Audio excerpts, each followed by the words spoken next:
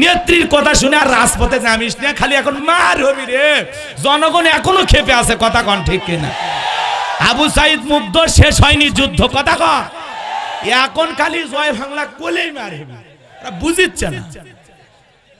অতএব আর যারা পালিয়ে যায় এরা আসে, আর আমরা তো আসতেই বলি মেয়ে মানুষ কতদিন বাইরে থাকবে, আসুক। এ দেশ ওনার বাবার, এ দেশ ওনার স্বামী, আসুক, আসার দরকার আছে না না? বুবু আহিবা তুমি আইবা গো, সেই দিন আইসা বুবু ক্ষমতা পাইবা না। ও বুবু আহিবা তুমি আইবা গো, সেই দিন আইসা বুবু ক্ষমতা পাইবা না। খোঁজ নাই বুবু কাদের কাকার, অবস্থা খারাপ দরবেশ বাবার, হাউন আঙ্কেল এখন সামনে আসে না। নেতা কর্মী সব জেলের ভিতর, বুবু আছে ডরের ওপর, কখন জানি আসে গ্রেপ্তারি পরোয়ানা। বুবু আহিবা তুমি আইবা গো, সেই দিন আইসা বুবু চিয়ার পাইবা না। ক্ষমতার চেয়ার থেকে নামা সহজ, কিন্তু ওই চেয়ারে ওটা কঠিন। আর আমরা আগামীতে সিদ্ধান্ত নেব, আর যাই হোক কোন নারীকে এই দেশের প্রধানমন্ত্রী বানাবো না। কারণ মেয়ে মানুষের রাগ বেশি, জেদ বেশি, অভিমান বেশি। দেখেন না, স্বামীর সাথে ঝগড়া লাগে হাড়ি পেতিল ভেঙে ফেলে দেয়, স্বামী তুলে আছার মারে, রাগ করে সংসার দিয়ে বাপের বাড়ি চলে যায়, রাগ করে 20 কোটি জনগণ দিয়ে পালিয়ে গেছে। এজন্য আগামীতে যেই দলেরই হোক পুরুষ হবে আমাদের নেতা। কারা কারা চান হাত তুলে দেখান, লিল্লাহি তাকবীর। নারীদের দেখার দিন শেষ, আগামীতে পুরুষের বাংলাদেশ। হ্যাঁ, তাহলে শান্তি থাকবেন। রাগ করছেন? বেগম খালেদা জিয়ার ভিন্ন, উনি তার কয়দিন কথা কন, উনি দেশের জন্য যা করছে আলহামদুলিল্লাহ, ওনার জন্য একটা আলাদা দরদ আছে। কারণ অসুস্থ হয়ে এখনো দেশে পড়ে আছে, এই অসুস্থ শরীর নিয়ে জেলখানা বন্দি পর্যন্ত হয়েছিল। তো উনি দেশ ছেড়ে পালায়নি, উনি হলো বাপের বেটি, অরিজিনাল দেশপ্রেমিক নেত্রী, কথা কন ঠিক কিনা? ওনার হিসাবই আলাদা। উনি বোঝেন না, এখন অনেক বয়স হয়ে গেছে, অনেক অসুস্থ।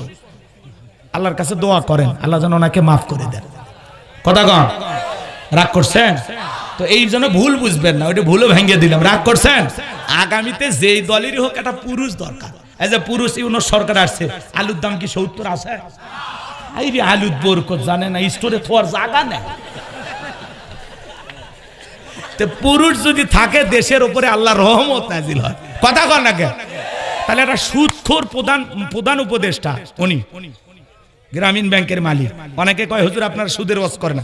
আমার বাপ খেলেও হারাম, গোলাম রব্বানি খাইলেও হারাম, ওটা ওদের শামীম কাসেম লিঙ্কন ভাই খেলেও হারাম। হারাম হারামি, ওটা হালাল করার পদ্ধতি আমাদের জানা আছে। তো ধরেন উনি মুখে দাড়ি নাই, খুব বেশি আল্লাহওয়ালাও না, এইরকম একটা মানুষ যদি প্রধানমন্ত্রী হয়, আলুর দামের এই অবস্থা হয়, কি কয়? আগামীতে যদি নামাজি আল্লাহওয়ালা এরকম কোন মানুষ যদি প্রধানমন্ত্রী হয়, সমাজে আরো সুন্দর হবে না? হবে ইনশাআল্লাহ। আল্লাহ কবুল করেন, জোরে বলেন আমিন। কষ্ট পাইছেন মনে হয়? আমার ভাইরা সামনের দিকে যায়, বাজান সামনে গেলে মজা আছে। এইবার যে কথা বলতে চাচ্ছিলাম, মিশরের মন্ত্রী মারা গেল, নির্বাচন শুরু হয়ে গেল।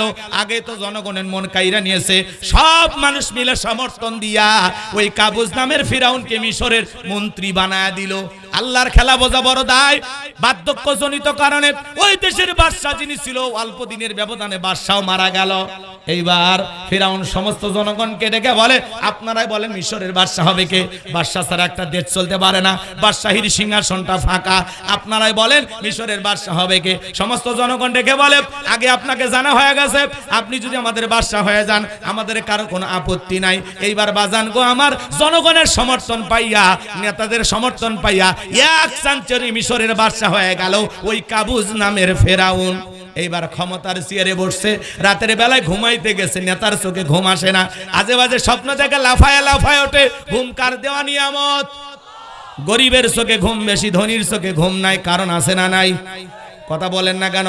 অনেক কথা বলা যায় বাজান, সুযোগ নাই, এদিক সেদিক আর যেতে চাচ্ছি না, সামনের দিকে যাই। যে কথা বলতে চাচ্ছিলাম, ফেরাউনের চোখে ঘুম নাই। তার দরবারে জ্যোতিষী ছিল 400, এই 400 জ্যোতিষী লিডারের নাম হলো দবিরা, বয়স তার 320 বছর। দবিরাকে ডেকে বলে, দবিরা ভাগ্য গবেষণা করে দেখ, আমি কেন জানি রাতের বেলায় ঘুমাইতে পারি না।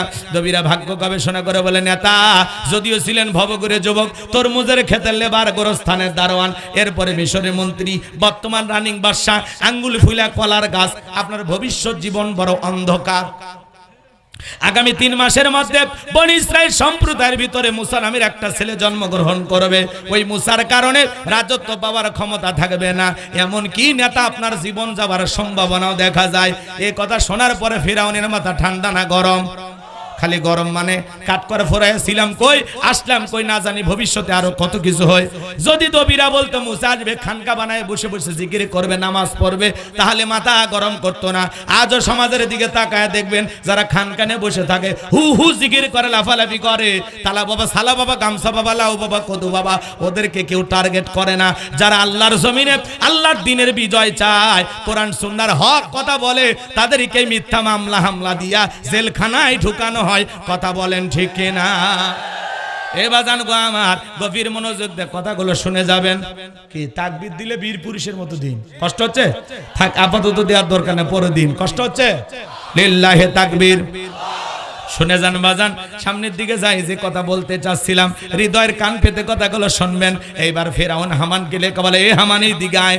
হামানের মাথায় কোনো চুল ছিল না, সাদেমান নাই বাম পাল্লট, পুরো মাথা ছিল ভারতের দমদম এয়ারপোর্ট। ডেকে বলে, হামান রে তাড়াতাড়ি করে বল। দবিরা কি বললো শুনলি না? আগামী 3 মাসের মধ্যে মুসা নামের একটা ছেলে জন্মগ্রহণ করবে, ওর কারণে রাজত্ব পাওয়ার ক্ষমতা থাকবে না, এটা তো মেনে নেওয়া চায় না, বল না কি করা যায়। দবিরা ডেকে বলে, নেতা টেনশন নেবার কোনো কারণ নাই, মাইট ইজ রাইট, জোরজার মূল্য তার, পাওয়ার রাজত্ব ক্ষমতা আমাদের হাতে, আমরা যা বলবো মিশরের জনগণ তাই মানতে বাধ্য। বলে, কি করতে চাস? এইবার হামান ডেকে বলে, নেতা যত ছেলে সন্তান জন্মগ্রহণ করবে সবাইকে জবাই করে করে পৃথিবীর জমিন থেকে বিদায় করে দেব, আপনার পথের কাটা মুসার জন্ম হবে না, আপনার আর কোনো টেনশন হবে না। এই কথা শোনার পরে ফেরাউন ডেকে বলে, হামান রে আসলেই তোর মাথায় বুদ্ধি আছে, তবে শোন, ছেলেগুলোকে জবাই করবি, মেয়েগুলোকে জবাই করবি না, কারণ ছেলেদের মধ্যে আমার শত্রু আছে, মেয়েদের মধ্যে কোনো শত্রু নাই। তার মানে চোর হলেও মানুষ ভালো, মোবাইল নিয়ে গেল, সিম কার্ড খুলে দিয়ে গেল, কথা কন ঠিক কিনা? এইবার সন্তান জবাই করা শুরু হয়ে গেল। 3 মাস অতিবাহিত হয়ে যাওয়ার পরে ফিরাউন ডেকে বলে, দবিরা এইবার গবেষণা করে দেখ, আমার পথের কাটা মুসা মরল না বাঁচলো।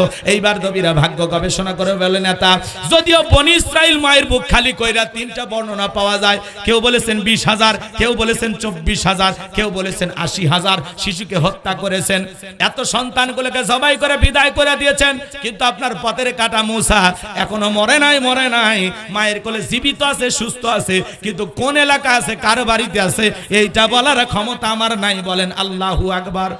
ওয়া মাকারু ওয়া মাকারাল্লাহ ওয়াল্লাহু খায়রুল মাকিরিন।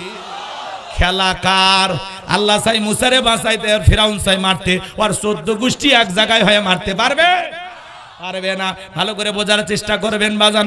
এইবার ফেরাউন সমস্ত সেনাবাহিনীকে ধমক দিয়ে বলেন, যাও এলাকায় তল্লাশি চালাও, চিরুনি অভিযান চালাও, যেই জায়গায় মুসারে পাইবা ধরবার জবাই করবা, যাও। এত বেতন দিয়ে কিসব? আমার পথের কাটা এখনো দূর হলো না, যাও। সমস্ত সেনাবাহিনী চতুর্দিকে রওনা করলেন। একদল সেনাবাহিনী মুসা নবীর বাড়ির দিকে রওনা করেছেন। মুসা নবীর বড় বোন নাম তার মারিয়ম, ডেকে বলে, মা ওই যে ফেরাউনের সেনাবাহিনী দেখা যায় মা, আর বুঝি ভাইকে বাঁচানো গেল না। মুসা নবীর মা সন্তানকে কোলে নিয়ে দিক সেদিক দৌড়ায়, কে যেন এলহামের মাধ্যমে গাইবে আওয়াজ দেয়, বলে, মুসার মা তোমার ছেলেটাকে চুলার ভিতরে ফেলাইয়া দাও, কথা দিলাম গো তোমার ছেলেকে আবার তোমার কোলে ফেরাইয়া দেব। মুসা নবীর মা দেরি করলেন না, চুলার ভিতরে পয়গম্বরকে ফেলে দিলেন। এইবার ফেরাউনের সেনাবাহিনী পুরো বাড়ি তল্লাশি চালাইয়া তন্ন তন্ন করে খুঁজে বেড়া যখন চলে গেল, চোখের ভিতরে ছলছল পানি, ছেলেটাকে চুলার ভিতরে ফেলে দিলাম, না জেনে আমার মুসা পুরে মনে হয় কয়লা হয়ে গেছে। মায়ের অন্তরে সন্তানের জন্য মায়া দয়া আছে না? মায়ের চাইতে দরদি কেউ হবে না রে গোবিন্দাগঞ্জের মুসলমান। এই পৃথিবীর জমিনে নিঃস্বার্থ ভালোবাসা দেয় মা আর বাবা, এই দুইটা মানুষের ভালোবাসার মধ্যে কোনো স্বার্থ থাকে না। এজন্য তাদের সাথে বেয়াদবি করা যাবে না, তাদের সাথে ভালো ব্যবহার করে তাদের দোয়া নেওয়া লাগবে। পিতা মাতার ওয়াজ করার আজকে সময় নাই, সামনের দিকে যাই বাজান। মুসা নবীর মা চুলার ভিতরে তাকায় দেখে মুসা নবী চুলার ভিতরে পড়ে মুস্কি মুস্কি হাসে, বলুন সুবহানাল্লাহ। সন্তানটাকে কোলের মধ্যে নিলেন, আবার যেন কে গাইবে আওয়াজ দে, বলে মুসার মা কতদিন জালেমদের ভয়ে লুকিয়ে রাখবা, সিন্ধুক একটা বানাইয়া দরিয়ার বুকে ভাসায় দাও, কথা দিলাম গো আবারও তোমার ছেলেকে তোমার কোলে ফেরায় দেব, জোরে কোন মারহাবা। মুসা নবীর মা টেনশনে পড়ে গেলেন, সিন্ধুক পাবেন কোথায়? কে যেন পরের দিন ভোরবেলা ডেকে বলে, মা আমি একজন মিস্ত্রি, তোমাদের কি মিস্ত্রি লাগবে? মুসা নবীর মা চিন্তা করে, এরকম মিস্ত্রি বলে কেউ তো কোনোদিন ডাক দেয় নাই, ও মিস্ত্রি এইদিকে আসো, তুমি কি বানাইতে পারো, তুমি কিসের মিস্ত্রি? মিস্ত্রি ডেকে বলে, মা আপনি যদি মনে করেন এমন একটা সিন্ধুক আপনার প্রয়োজন, যে সিন্ধুকের ভিতরে আপনার সন্তানকে তুলে দরিয়ার বুকে ভাসায় দিবেন, আপনি চাইলে এরকম একটা সিন্ধুক আমি বানায় দিতে পারি। মুসা নবীর মা ডেকে বলে, মিস্ত্রি তুমি তোমার মনের কথা বলেছো, এইরকম একটা সিন্ধুক কি তোমার দরকার? মিস্ত্রি ডেকে বলে, মা যন্ত্রপাতি এসে ধার দেবার জন্য পানি লাগতে পারে, আবার না হলেও চলবে, আপনি একটু ভিতর থেকে পানি নিয়ে আসেন। মুসা নবীর মা ভিতর থেকে পানি নিয়ে আসা দেখে মিস্ত্রি সুন্দর একটা সিন্ধুক বানায়া দাঁড়িয়ে আছে। এবার সিন্ধুকটা হাতের মধ্যে দিয়া মিস্ত্রি শুধু দৌড়ায়, পেছন থেকে ডাইকা বলে, মিস্ত্রি লোহার পয়সা কিনিবা না, কাঠের পয়সা কিনিবা না, তোমার পারিশ্রমিকের দামটা কিনিবা না। মিস্ত্রি ডেকে বলে, মা যারা বিপদে পড়ে আমি তাদের উপকার করি, বিনিময়ে টাকা পয়সা গ্রহণ করি না। মুসা নবীর মা ডেকে বলে, মিস্ত্রি এই বিপদের দিনে এত বড় উপকার করলা, লোহার পয়সাও নিলা না, কাঠের পয়সাও নিলা না, তোমার পারিশ্রমিকের দামটাও নিলা না, অন্তত তোমার নামটা বলে যাও, মাঝে মাঝে তোমার কথা মনে হলে আল্লাহর কাছে আমি তোমার জন্য দোয়া করব। মিস্ত্রি ডেকে বলে, মা আমি দুনিয়ার কোনো সাধারণ মিস্ত্রি না, আমি আল্লাহর ফেরেশতা, আমার নাম হলো জিবরাইল। এইবার সিন্ধুকের ভেতরে মুসা আলাইহিস সালামকে তুলে দরিয়ার বুকে ভাসায় দিলেন, আর মেয়ে মারিমকে বলে, মা সিন্ধুক বাঁচতে বাঁচতে কই যায় খবর নিয়ে আসবি। সুবহানাল্লাহ। কষ্ট হচ্ছে বলবো, চলবে কিছুক্ষণ? লিল্লাহি তাকবীর। আমার ভাইয়েরা গভীর মনোযোগ দিয়ে শোনেন। এইবার সিন্ধুক ভাসতে ভাসতে চলে গেল ফেরাউনের ঘাটে। ওই দিন ফেরাউন তার প্রিয়তমা স্ত্রী আসিয়াকে নিয়ে আসছে সমুদ্র সৈকতে হাওয়া খাইতে। মাঝে মাঝে ফেরাউন কাফের হওয়ার পরে বউকে নিয়ে বিনোদন করতেন, আর আমরা কি করলাম? কথা কন। মাঝে মাঝে বউকে নিয়ে একটু বিনোদন করবেন, মাঝে মাঝে বউকে বোরকা পরায় কক্সবাজারে নিয়ে যাবেন। কথা কন। পিকনিক স্পট গুলোতে নিয়ে যাবেন যেখানে ভদ্র লোকেরা যায়, আর আপনি না নিয়ে গেলে অন্য কারো হাত ধরে ঘুরতে যাবে। পরকীয়ার বিচার করতে করতে জজের ঘরের মধ্যে পর্যন্ত পরকীয়া ঢুকে গেছে, শুনছেন না? তা আমাদের গাইবান্ধারই চেংরা বাড়ি ওই পাগলা পাগলা করছে, আমি লুচি খুব ভালোবাসি। ওই মেয়ের নাম, জজের বইয়ের নাম কি না? লুচি। লুচি। আচ্ছা, পরকীয়া করবে গেছে একটা জজ সাহেব, তার স্ত্রী, সেখানে যদি নিরাপত্তা না থাকে, সমাজে নিরাপত্তা আছে? বিচারক কার বিচার করবি? ঘরের বই তো ঠিক নেই। কথা কন না কে? রাগ করছেন? সেই পরকীয়া করবে যে কি যে ধস্তাধস্তি হয়েছে, ছেলেটা বাঁচাইতে আসছে, লাস্টে এসে জজ সাহেবের ছেলে খুব পরকীয়ার বলি হয়ে গেল। কে? ছেলে বলি হয়ে গেল। আজকে সমাজ এগুলো আছে না? নাই। এজন্য বাজান বউকে একটু সময় দেবেন। ব্যবসায়িক কাজে ব্যস্ত আছেন, মাঝে মাঝে 2-1 মিনিট কথা হয় না, ফোনটা কাটার আগে একবার বলবেন আই লাভ ইউ শেফালি। কিছু না পারেন, আপনার বউ অন্তত 3 ঘন্টায় আই লাভ ইউ চিন্তা করবে। কথা ঘন্টাকে একটু স্ত্রীর সাথে ভালো ব্যবহার করবেন। ঘর ঠিক, দুনিয়া ঠিক। ঘরের শান্তি, পুরো দুনিয়ায় শান্তি। ঘরে জাহান্নাম, পুরো দুনিয়া অন্ধকার। ঘরটা ঠিক থাকে। কি চাচা রাগ করছেন? তাহলে মাঝে মাঝে বউকে কি বলবেন? কথা কয় না, কথা কয় না, মনে জানেই না। বাংলায় বলবেন, আমি তোমাকে ভালোবাসি, লিটনের মা আমি তোমাকে ভালোবাসি। পারবেন না? যে বাংলায় বললেন। রাগ করতেছেন নাকি আপনারা? তাহলে মাঝে মাঝে বউকে নিয়ে এখানে সেখানে ঘোরাফেরা করবেন, হালাল বিনোদন জায়েজ আছে।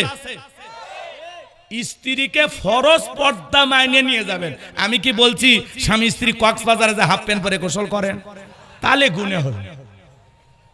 অনেক মফিস আছে বউ নিয়ে যায় ঘোড়ার উপর তুলে দিয়ে সেলফি তুলছে, সমুদ্রে বউ গোসল করতেছে তার সেলফি তুলছে, চুলে কিছুক্ষণ পরে ছবি আপলোড করে বলে কক্সবাজার সমুদ্রের শেষ বিকালে প্রিয় তোমার কিছু স্মৃতি শেয়ার করলাম ফেসবুকে, দেখো তোমার বউকে কেমন দেখা যায়।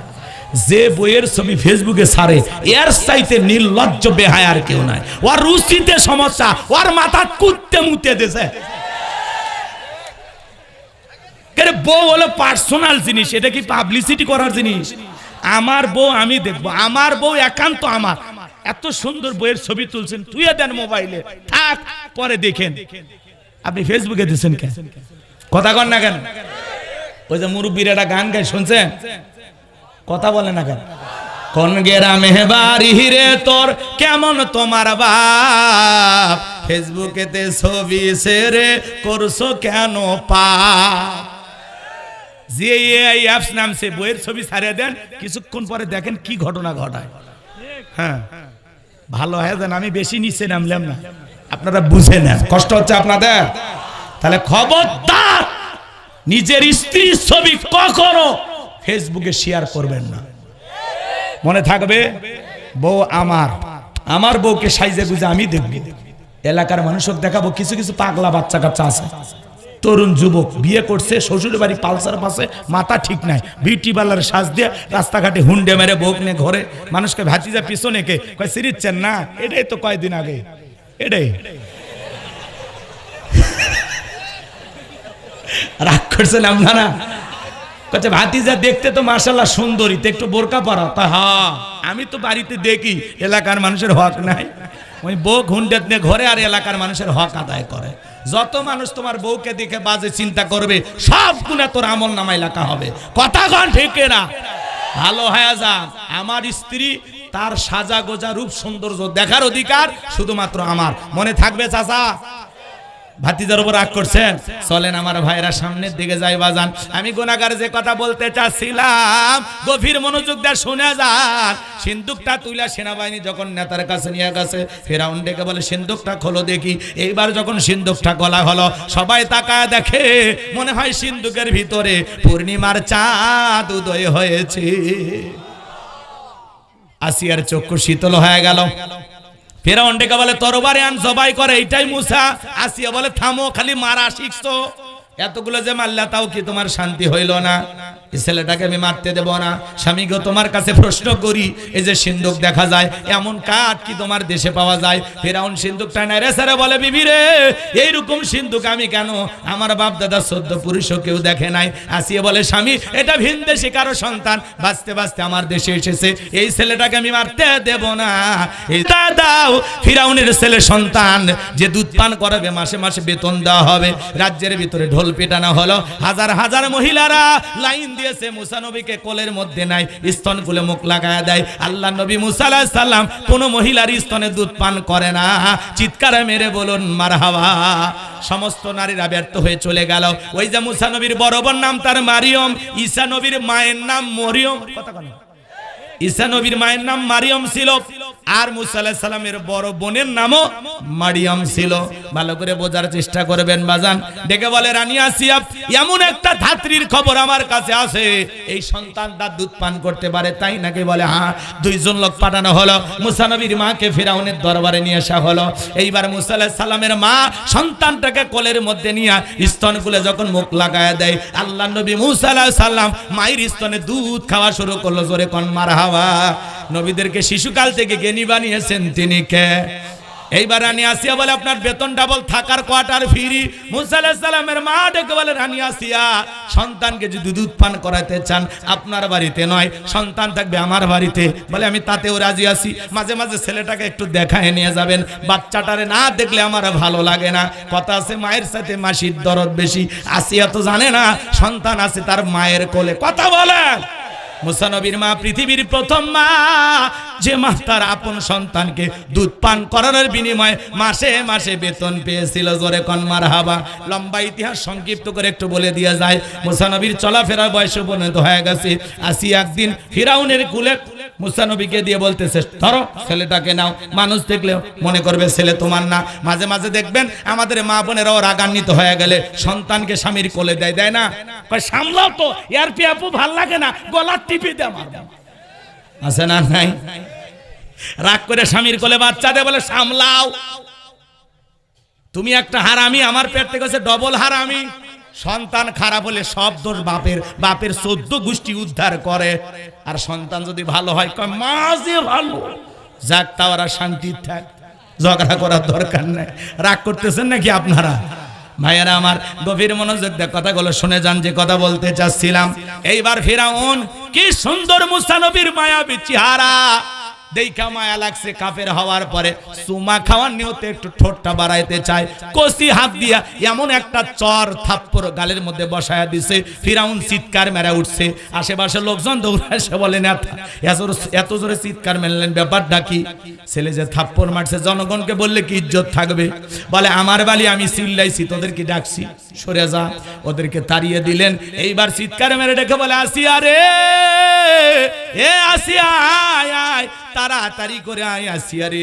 আসিয়া বলে সারের মতো চিল্লাও কে? কই চিল্লাবো না। আসিয়া রে, এর চোখে মুখে জাগুন দেখছি, এ মুসা ছাড়া কেউ না, তরবারি আন, জবাই করে পথের শত্রুটা দূর করি। আসিয়া বলে ছেলে কি করছে? বলে এই ছেলে আমার গালে থাপ্পড় মারছে।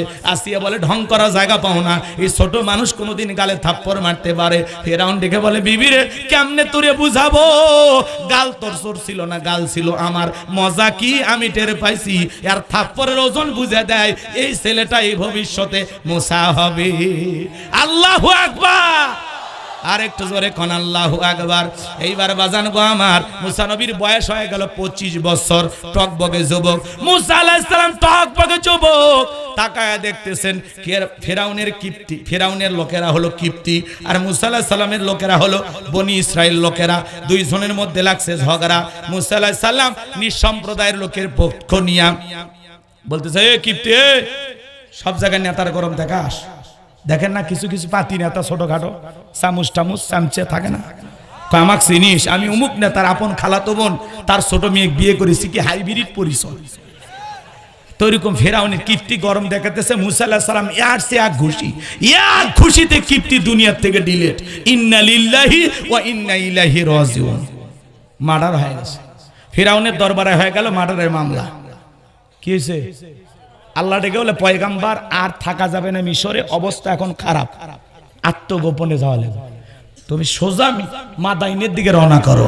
আল্লাহ পাকের অর্ডার পাইয়া মুসা আলাইহিস সালাম চলে গেলেন মাদাইনে। সেখানে পানি খাওয়ানোর ঘটনা আছে, ওইদিকে বলার সুযোগ নাই।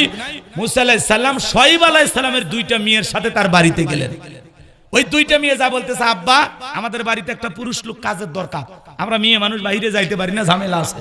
অতএব এই ছেলেটা অনেক ভদ্র, আমরা 2টা বোন কয়েকটা ঘন্টা কাটায় দিলাম, একবারের জন্য আমাদের 2 বোনের চেহারার দিকে তাকাই নাই, এতই লাজুক এতই ভদ্র। আল্লাহু আকবার। কোন নবীরা লাজুক না হয় পারে? সুবহানাল্লাহ বলবেন না? শোনেন, শুআয়ব আলাইহিস সালাম রাজি হয়ে গেলেন। মুসা আলাইহিস সালাম রাখাল হিসেবে তার বাড়িতে থাকলেন। বড় মেয়ে সফুরের সাথে বিবাহ সম্পন্ন হয়ে গেল।